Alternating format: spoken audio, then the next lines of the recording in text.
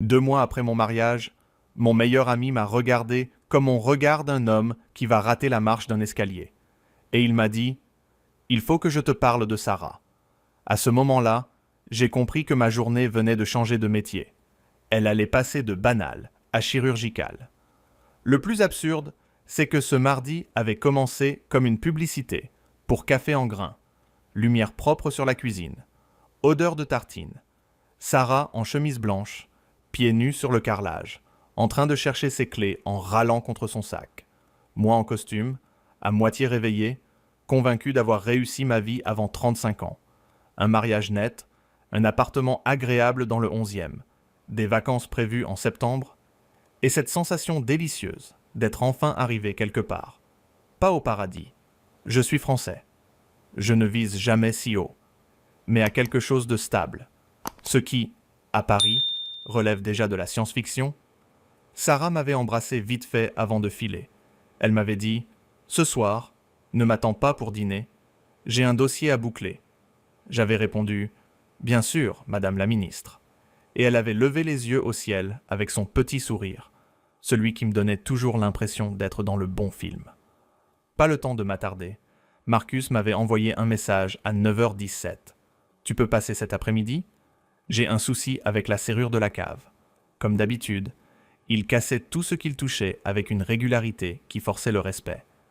Marcus, je le connaissais depuis la fac. Le genre d'ami qui vous a vu faucher, ridicule, amoureux, malade, brillant une fois par accident. Il habitait à Montreuil, dans un immeuble où le syndic semblait avoir abandonné tout espoir de rédemption. En fin d'après-midi, j'ai pris le métro, puis j'ai terminé à pied. Il pleuvait cette pluie parisienne vexante, pas assez forte pour justifier un taxi, assez pour ruiner une veste. Quand il m'a ouvert, j'ai tout de suite senti quelque chose. Pas dramatique. Juste déplacé. Marcus n'avait pas son ironie habituelle. Pas de vanne sur ma cravate. Pas de café servi dans sa tasse ébréchée, où il y avait marqué « Boss », alors qu'il peinait déjà à diriger sa propre machine à laver. Il m'a laissé entrer. Il a refermé la porte. Puis il était resté 1 seconde, la main sur la poignée, comme s'il hésitait à me laisser repartir avant de parler. J'ai regardé la fameuse serrure démontée sur la table basse, et j'ai compris qu'elle n'était qu'un alibi. J'ai demandé « Qu'est-ce qu'il y a ?» Il a soufflé par le nez. Il a passé une main sur sa barbe, et il m'a dit « Je vais te raconter quelque chose, et tu vas probablement me détester 5 minutes, mais je préfère ça à te laisser vivre dans un mensonge. » Là, mon ventre s'est serré. Pas encore de douleur, plutôt une intuition sale, ce moment très précis où le cerveau essaie de négocier avec la réalité avant qu'elle n'entre sans frapper. J'ai pensé à une dette, à une maladie, à n'importe quoi, sauf à ce qu'il allait dire. Marcus a parlé lentement, parce qu'il savait que chaque mot allait rester. Il m'a dit qu'avant-hier, vers 19h30, il était sorti d'un rendez-vous client près d'Odéon, qu'il s'était arrêté à la terrasse d'un café pour répondre à un appel, et qu'il avait vu Sarah. Jusque-là, rien d'anormal. Paris est un village peu aimable. On finit toujours par tomber sur quelqu'un au moment où on aurait préféré être seul. Puis il a ajouté qu'elle n'était pas seule. Il y avait un homme en face d'elle. La quarantaine. Manteau bleu marine. Montre trop chère pour être discrète. Il parlait comme des gens qui n'ont pas besoin d'inventer des sujets. Marcus s'était dit qu'il ne fallait pas surinterpréter. Qu'après tout, un café n'a jamais détruit un mariage. Ensuite, il les avait vus se prendre la main au-dessus de la table. Naturellement, sans théâtre, sans hésitation, comme un geste ancien. Et là, déjà, le silence entre nous s'est mis à faire un bruit monstrueux. Je n'ai rien dit. Marcus non plus. Il a continué. Il a dit qu'il avait attendu encore un peu, parce qu'il espérait s'être trompé, parce qu'il me connaissait, parce qu'il savait ce que Sarah représentait pour moi.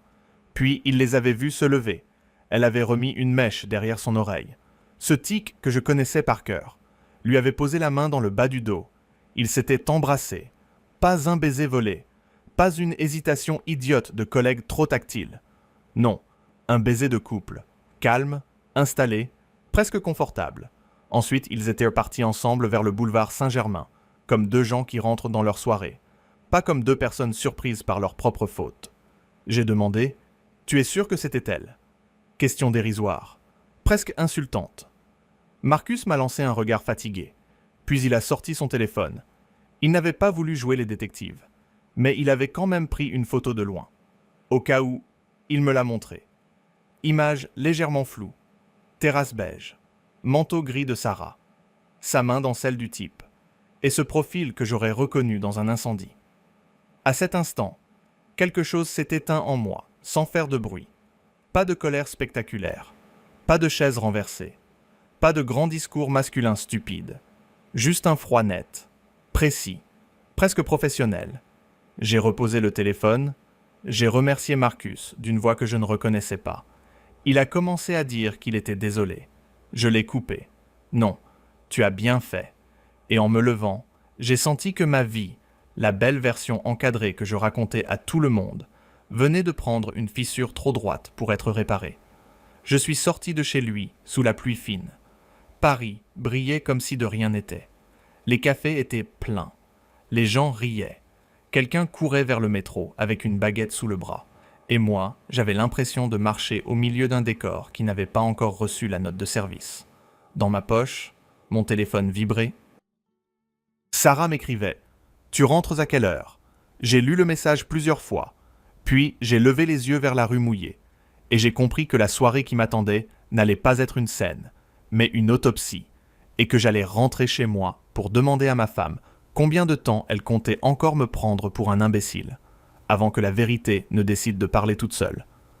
Je suis rentré à l'appartement un peu après 21h, avec cette lucidité glacée qu'on prend parfois pour du courage, alors que c'est juste le cerveau qui coupe les lumières secondaires pour sauver le tableau principal.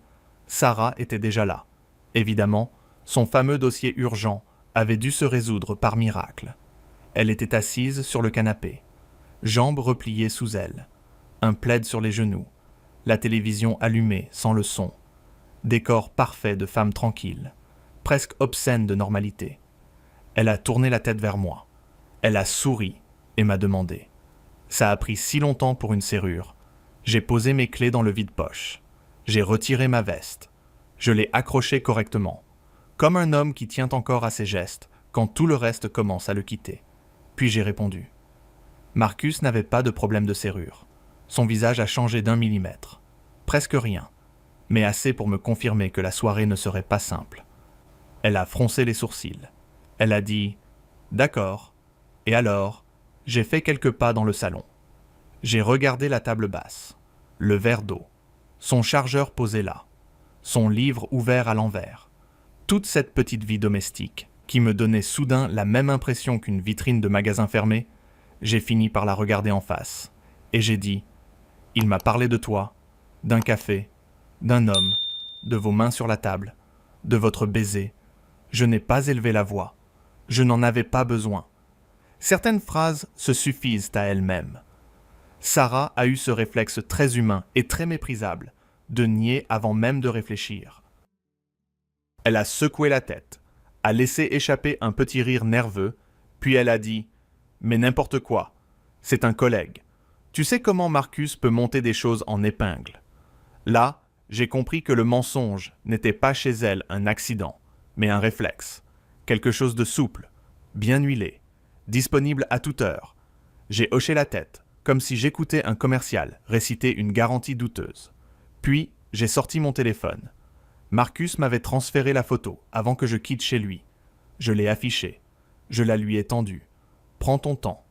Elle a regardé l'écran, et le peu de couleur qui lui restait a déserté son visage avec une discipline admirable. Elle a reposé le téléphone très doucement, comme s'il avait pu exploser. Pendant quelques secondes, il n'y a eu que le bruit du frigo dans la cuisine. Ce bon vieux soldat qui continuait sa mission, même pendant l'effondrement du foyer. Sarah s'est levée, elle a commencé à marcher dans le salon, 2 pas, demi-tour, main dans les cheveux, puis elle a murmuré « Je peux t'expliquer », phrase absolument fascinante, parce qu'elle arrive toujours après le moment où l'explication n'a plus aucune valeur marchande. J'ai répondu « Alors explique », pour une fois sans me prendre pour un idiot. Elle m'a regardé, les yeux brillants, déjà au bord des larmes. Mais je connaissais assez bien Sarah pour savoir qu'elle pleurait parfois. Comme d'autres, ouvrent un parapluie. Par réflexe stratégique, Elle a dit qu'il s'appelait Julien, qu'il travaillait avec elle sur un projet depuis plusieurs mois, que ça avait commencé bêtement. Des déjeuners, des messages, puis une proximité, un glissement. Le mot glissement m'a presque fait sourire, comme si elle avait trébuché dans un lit par erreur administrative. J'ai demandé depuis quand. Elle a répondu après un silence trop long. 4 mois. Je crois que ce sont ces 2 mots qui m'ont fait le plus mal. Pas le baiser, pas la photo, pas même le prénom de l'autre. Non. 4 mois. Parce que nous étions mariés depuis 2, et que cette simple opération arithmétique envoyait notre mariage entier à la décharge. J'ai répété. 4 mois. Elle s'est mise à pleurer pour de vrai cette fois. Ou mieux jouer. À ce stade, la distinction perdait de son charme. Elle a dit qu'elle ne voulait pas que ça arrive, qu'elle m'aimait, que ça n'avait rien à voir avec nous. Encore une phrase qui mériterait d'être interdite par décret. Rien à voir avec nous. Bien sûr, sauf la trahison, le mensonge, les vœux, les photos du mariage, les alliances, les invités, le notaire pour le contrat, la robe, les discours, les promesses. À part ça, un détail. J'ai demandé si elle avait couché avec lui avant ou après la cérémonie. Elle a fermé les yeux une seconde. Et ce silence a été une réponse complète. Quand elle a fini par dire « avant »,« une fois », puis après, plusieurs fois, j'ai senti mon cœur devenir méthodique. Plus rien de romantique. Juste un organe qui prenait note. Sarah s'est approchée. Elle a voulu attraper ma main. J'ai reculé d'un pas. Ce mouvement l'a plus blessée que n'importe quel mot. Elle a murmuré « Je suis désolé. Je te jure. J'ai voulu arrêter. J'allais te le dire. » J'ai presque ri. Presque. Parce qu'il y a dans les grandes catastrophes une quantité surprenante de comédie involontaire. Je lui ai demandé « Quand, Sarah, avant ou après notre premier anniversaire, avant ou après l'achat d'un berceau que tu regardais déjà en ligne, avant ou après que tu me laisses remercier les gens pour ce mariage en pensant qu'il signifiait quelque chose. » Elle s'est effondrée sur le canapé.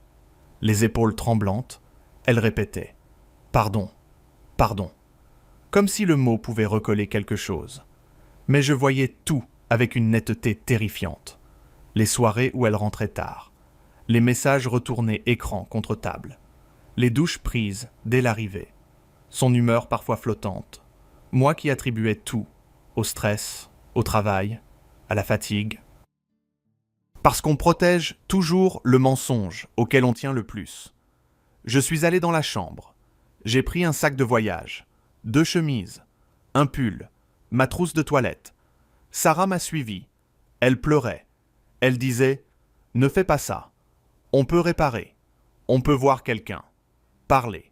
Repartir de zéro. » Je me suis tourné vers elle et je l'ai regardée longtemps, sans colère.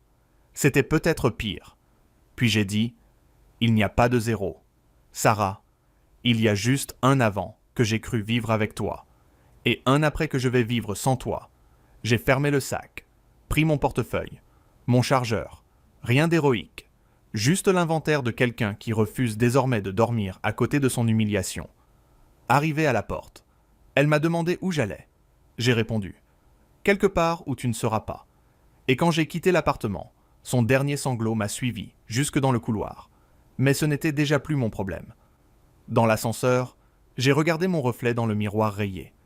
J'avais l'air incroyablement calme, le genre d'homme qu'on croise dans un hall d'hôtel et dont on ne soupçonne pas qu'il vient de voir sa vie se désintégrer. Et pourtant, en descendant vers la rue, je savais une chose avec une certitude parfaite. Je ne reviendrai pas pour pardonner. Je reviendrai seulement pour disparaître proprement. J'ai pris une chambre dans un hôtel près de la gare de Lyon, un de ces endroits propres, impersonnels, avec moquette grise, lampe triste et réceptionniste qui ne pose pas de questions, ce que j'ai toujours considéré comme une qualité supérieure chez un être humain. Dans l'ascenseur, mon téléphone vibrait sans arrêt. Sarah, encore Sarah, puis sa sœur, puis un numéro que je n'avais pas enregistré et que j'ai immédiatement classé dans la catégorie des nuisances annexes. Sans doute Julien, l'homme au manteau bleu marine et à la montre arrogante. J'ai tout mis en silencieux. Je n'étais pas en train de fuir une conversation. J'étais en train d'organiser un déménagement intérieur, et je n'avais aucune envie qu'on vienne piétiner le chantier. Dans la chambre, j'ai retiré mes chaussures, posé mon sac, ouvert le minibar sans rien prendre. Vieux réflexe de français raisonnable. On ne se fait pas trahir et plumer en même temps. Puis je me suis assis au bord du lit. J'ai regardé le mur quelques secondes, et j'ai senti une fatigue immense me tomber dessus. Pas une fatigue de corps, une fatigue de croyance. Comme si chaque souvenir des 6 derniers mois demandait soudain à être révisé, reclassé, réinterprété. J'aurais pu boire, hurler, appeler quelqu'un, faire quelque chose de spectaculaire. Mais je n'avais envie ni de drame, ni de public. J'ai sorti mon ordinateur, ouvert un dossier vierge, et j'ai écrit en haut « Affaires, divorce, appartement, compte, travail, départ ». J'ai toujours été comme ça, même dans le chaos. Je fais des listes, c'est ma version adulte du gilet pare-balles. J'ai commencé par les choses simples. J'ai changé les mots de passe de mes mails, de mes applis bancaires, de mes espaces administratifs. Puis, j'ai vérifié nos comptes. Rien d'alarmant. Pas de vidage opportuniste. Pas de cavalerie financière. Sarah me trompait sentimentalement. Pas comptablement. C'était presque élégant de sa part. Ensuite, j'ai envoyé un message à mon responsable. Un type sec, mais efficace. Je dois prendre quelques jours. Urgence personnelle. Il a répondu en 3 minutes. Prends ce qu'il faut. On gère. J'ai pensé que les hommes les plus utiles de ma semaine étaient en train d'être, dans l'ordre, mon patron et mon ami Marcus. Ce qui n'était pas exactement le classement émotionnel que j'avais imaginé pour mes jeunes années. Vers minuit, Marcus a appelé, j'ai décroché, il a demandé où j'étais. J'ai dit, dans un hôtel, vivant, sobre, et toujours marié techniquement. Il a soufflé, puis il m'a dit qu'il pouvait venir, j'ai refusé. Pas parce que je voulais être seul à tout prix, mais parce que j'avais besoin que cette première nuit me voie debout, sans béquille. C'était absurde sans doute, un reste d'orgueil, mais j'en avais besoin. Il m'a alors dit quelque chose qui m'a marqué. Ne te laisse pas convaincre par ses larmes avant d'avoir regardé les faits. J'ai répondu. Trop tard. Les faits ont déjà pris la parole. Le lendemain matin, j'avais les yeux rouges et l'air d'un homme qui avait dormi dans un dossier de copropriété. Mais l'esprit étonnamment stable. J'ai pris un café en bas, infect, mais chaud.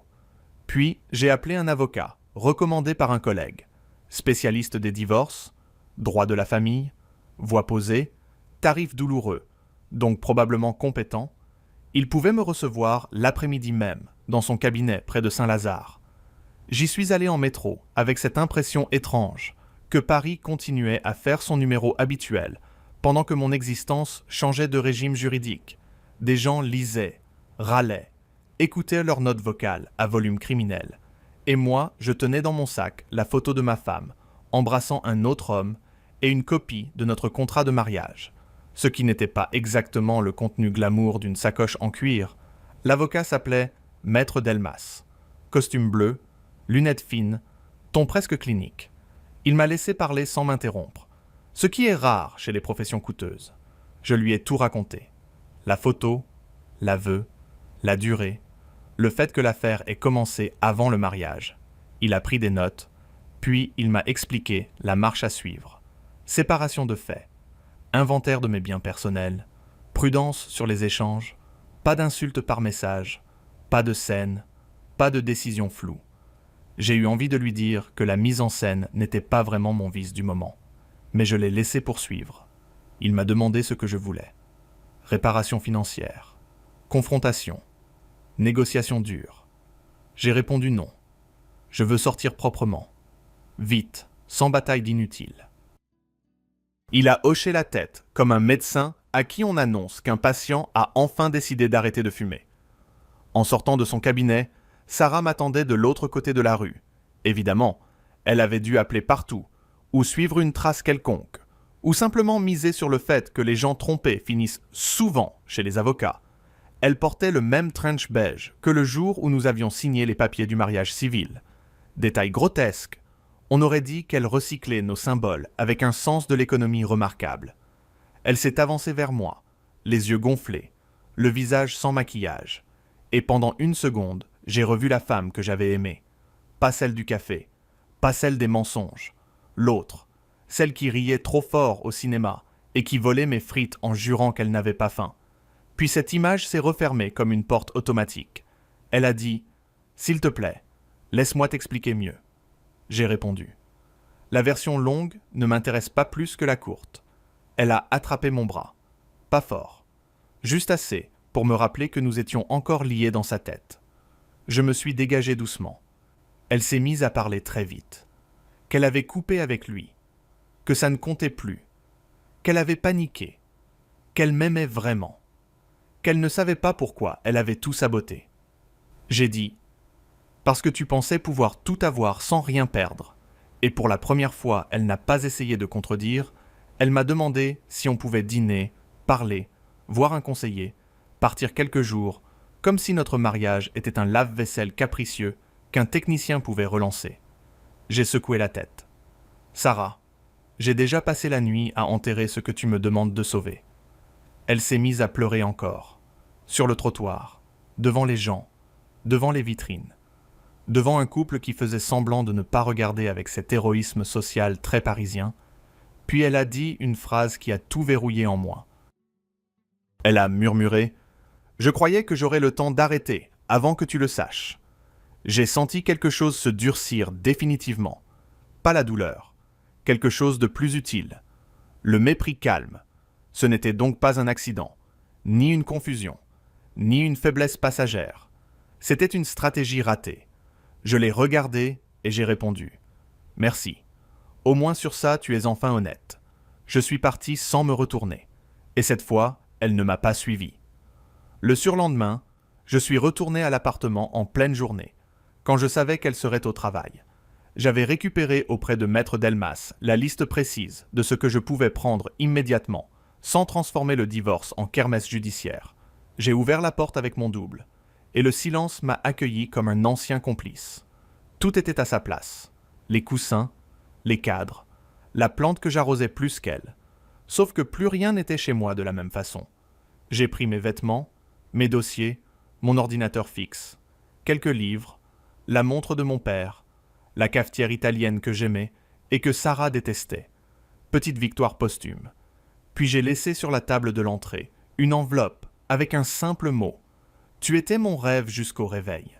Et en refermant la porte, j'ai su que la prochaine décision allait être la plus radicale de toutes. Je n'allais pas seulement quitter un mariage. J'allais quitter la ville entière. Quitter Paris n'a pas été une impulsion romantique. Personne ne regarde un quai de gare avec une valise en se disant que l'exil sent la lavande et la liberté. Non, c'était administratif, froid, presque élégant. J'ai demandé une mobilité interne que mon entreprise laissait traîner depuis des mois. Un poste à Seattle venait de se libérer. Avant, j'aurais dit trop loin, trop brutal, trop absurde. Après Sarah, ces 3 arguments étaient devenus des recommandations. En une semaine, j'avais signé les premiers papiers du divorce, résilié ce qui devait l'être. Parler à la banque, trier mes affaires, supporter 2 appels de ma mère qui oscillaient entre indignation théâtrale et conseils fiscaux. Ce mélange très familial de drames et de tableurs Excel, Marcus, lui, m'a aidé sans me traiter comme un blessé. Il portait des cartons, commandait des pizzas, me lançait parfois « Tu sais que Seattle, c'est surtout de la pluie et des gens polis. » J'ai répondu « Parfait. Je sors de Paris et d'un adultère. J'aspire à l'humidité et au calme. » Sarah a signé les documents plus vite que prévu. Maître Delmas m'a dit qu'elle voulait éviter d'allonger la procédure. J'ai trouvé ça cohérent. Quand on a déjà saboté un mariage, on peut au moins avoir la décence de ne pas transformer les débris en feuilleton. Elle m'a envoyé un dernier mail. Pas un roman, presque pire. Elle disait qu'elle était désolée, qu'elle comprenait que je ne veuille plus jamais lui parler, qu'elle n'attendait rien, qu'elle espérait seulement qu'un jour je penserais à elle, sans dégoût. J'ai lu le message une seule fois, puis je l'ai archivé, pas par grandeur d'âme, par hygiène. Certaines personnes deviennent des poussières émotionnelles. Il faut éviter de secouer les rideaux. Le jour du départ, Roissy avait ce visage habituel de grande machine fatiguée. Famille tendue, cadre pressé, café hors de prix. J'ai regardé une dernière fois mon téléphone avant l'embarquement. Aucun message d'elle. Tant mieux. Les adieux tardifs ont quelque chose d'arrogant. Dans l'avion, entre 2 plateaux repas médiocres et 3 heures de sommeil haché, j'ai compris que je ne partais pas pour recommencer la même vie ailleurs, je partais pour construire quelque chose qui ne ressemblerait plus à une vitrine. Seattle m'a accueilli avec son ciel gris, ses rues en pente, ses cafés pleins de gens calmes et ses immeubles de verre qui donnent à tout le monde l'air d'avoir une réunion dans 15 minutes. J'ai loué un appartement simple, propre, dans Capitol Hill. Avec une grande fenêtre et aucun souvenir collé au mur, les premières semaines ont été mécaniques. Bureau, courses, paperasse, appel avec le décalage horaire, promenade sans but pour apprendre une ville qui ne me demandait rien. Et cette neutralité m'a fait du bien. Personne ne savait qui j'étais avant. Personne ne connaissait Sarah. Personne n'avait assisté à mon mariage. J'étais juste un type français qui disait « sorry trop tard » et faisait un café bien meilleur que celui de la salle de pause. Il y a eu des soirs plus durs, évidemment. Des moments où un parfum dans l'ascenseur, une chanson entendue dans un bar, une femme de dos dans une rue mouillée me plantait un vieux morceau de passé entre les côtes, mais cela durait moins longtemps qu'avant. La douleur perdait de sa mise en scène. Elle devenait une information, pas une prison. Un samedi, en rangeant des dossiers, je suis tombé sur une copie de notre photo de mariage que j'avais glissée par erreur dans une chemise. Je l'ai regardée un moment. Moi, souriant comme un homme convaincu d'être au bon endroit. Sarah, magnifique, et déjà absente quelque part derrière ses yeux. Puis, j'ai déchiré la photo en 4 morceaux. Calmement, sans discours, sans symbole excessif. Juste un geste propre. Et en les jetant, j'ai senti, pour la première fois depuis des mois, que je ne perdais plus une vie. J'en récupérais une. Quelques jours plus tard, en sortant d'une librairie avec un roman que je n'allais probablement jamais finir, j'ai croisé le regard d'une femme qui tenait un parapluie bleu et souriait comme quelqu'un qui n'avait rien à prouver. Je ne savais pas encore qu'elle s'appelait Olena, ni qu'elle allait me réapprendre la seule chose que Sarah avait rendue suspecte. La simplicité. Olena n'est pas entrée dans ma vie comme un feu d'artifice. Heureusement, à mon âge, je me méfie des choses qui brillent trop vite. Elle est entrée comme entre les gens solides, sans théâtre, sans promesse idiote. Avec une présence simple qui laisse de la place à l'air, nous nous sommes revus par hasard, puis par choix. Un café, une promenade, un dîner où personne n'a joué au personnage mystérieux blessé par le destin. Elle était ukrainienne, installée à Seattle depuis quelques années. Drôle, directe, avec cette façon très calme de poser les bonnes questions et de ne pas fouiller quand la réponse n'était pas prête. Quand je lui ai parlé de Sarah, plus tard, je l'ai fait sans trembler, sans enjoliver, sans transformer ma douleur en pièce de musée. Olena m'a écouté, puis elle a juste dit « Donc maintenant, tu sais reconnaître un mensonge plus vite. Ce n'était ni une caresse, ni un jugement. C'était mieux, c'était vrai. » Avec elle, j'ai redécouvert quelque chose que j'avais oublié. La paix, pas l'euphorie, pas la passion racontée par des gens qui confondent amour et panique. Non, la paix, celle de ne pas vérifier un regard, de ne pas interpréter un silence, de ne pas sentir son cœur se crisper quand un téléphone s'allume, face contre table. Le divorce a été prononcé, sans grand fracas. Sarah a signé, a envoyé un dernier message d'excuse par l'intermédiaire de l'avocat. Je n'ai pas répondu. Pas par cruauté, par clôture. Elle appartenait désormais à cette catégorie très précise de personnes qui ont compté, puis qui ont cassé ce qu'elle représentait. Avec le temps, son visage a perdu sa netteté dans ma mémoire. Pas complètement, juste assez pour ne plus commander quoi que ce soit en moi. Un soir de pluie, à Seattle, en rentrant chez moi avec Olena, un sachet de viennoiseries tièdes à la main. J'ai eu un rire en pensant à l'homme que j'étais 2 ans plus tôt, convaincu d'avoir la vie parfaite, alors qu'il habitait seulement une très belle illusion. Sarah n'a pas détruit ma vie. Elle a détruit le décor. Et sur le moment, j'ai cru mourir avec les murs. En réalité, elle a fait tomber ce qui devait tomber. Le faux, le fragile, le confort aveugle. La trahison m'a réveillé de la manière la plus brutale qui soit, mais elle m'a réveillé quand même. Et au bout du compte, C'est peut-être la seule chose que je peux presque remercier. J'ai perdu un rêve. Oui, mais j'ai gagné quelque chose de plus rare. Une vie réelle. Et cette fois, je la regarde les yeux ouverts. Oh, come on, Something about a bro. clock. How do you... Joel, it's Old pretty man late vein and I has the gotta details. It's unbelievable. It's get up such a in a pretty few game. hours. Yeah, I know. It's just I'm any getting veiny there. hands, Just, unfortunately, Mark it. Just I want to show you something. Just give me 1 second. oh. Anyone with daddy issues is so triggered by this game, right? Some folks call this Sorry, was that thing Navy a Shell? guitar. Guitar. Funny. You want to hear something? Okay. Oh, Joel, please sing to me. Okay.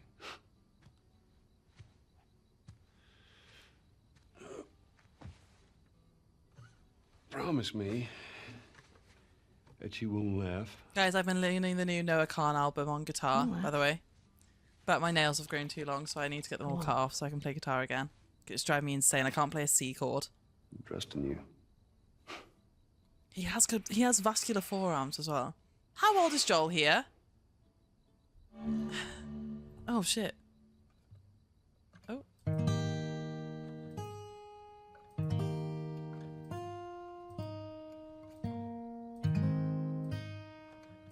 Oh. Fucking hell. 50. Oof. 50 is not out of my age range. What's the oldest you'd date if at the age of 30? If you do it in comparison, like, what's your max age range? I would be so uncomfortable in this moment. Nails, head scratches for the win. I have to have short nails because I like to play guitar too much. 45, 36. Really? 35 is probably my minimum. All my stolen missing parts. I've had someone play guitar for me fairly recently and I did really enjoy it, but I think singing is just a bit too far and we were also really drunk. And I believe Is this an original song for this game? our future days of you and me. Oh, his voice is so lovely. 38 maybe. Interesting.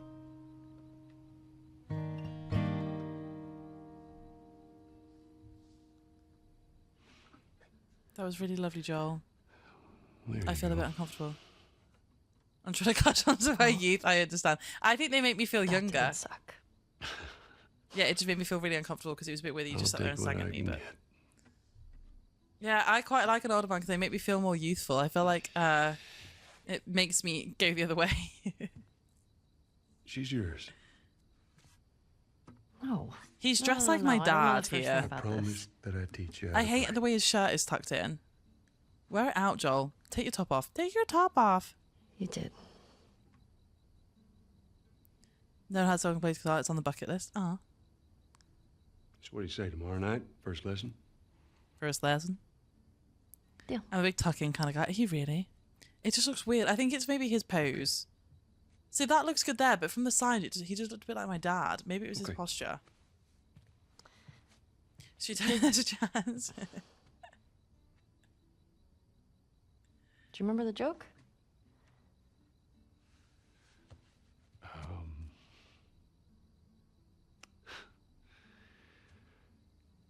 What is the downside to eating a clock?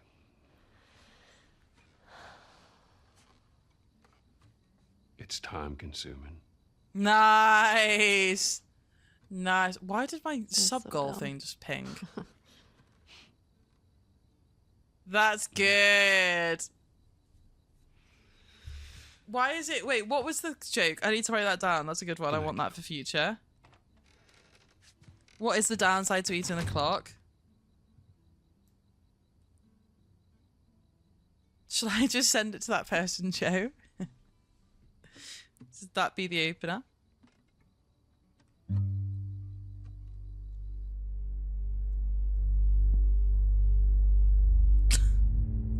They'll be asleep.